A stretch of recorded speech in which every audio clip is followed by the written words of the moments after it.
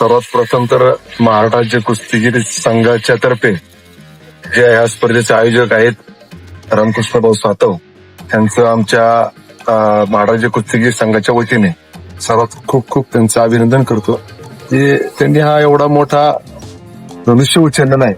कारण की आज ही 68वी महाराष्ट्र राज्य कुस्तीगीर संघाची महाराष्ट्र केसरी कुस्ती स्पर्धा आहे. तिथं 42 आमचे जिल्हे आहेत. या जिल्ह्यातून जवळ 800 ते 850 खेळाडूंचा सहभाग होईल आणि मॅट आणि माती विभागाची कुस्ती होईल. 18 तारखेला उद्घाटन होईल, 22 तारखेला त्याचा शुभारंभ होईल.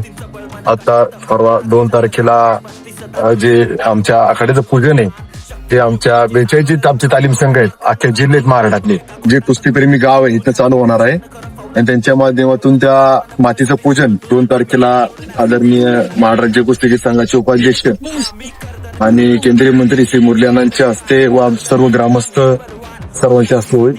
आणि आखाड्याचं उद्घाटन आणि समारंभ राज्याचे मुख्यमंत्री देवेंद्रजी फडणवीस साहेब असतील, आमचे भारतीय कुस्ती संघाचे अध्यक्ष असतील आणि बाकी महाराष्ट्र कुस्ती संघाचे अध्यक्ष सर्व उपस्थित पाहुणे जे असतील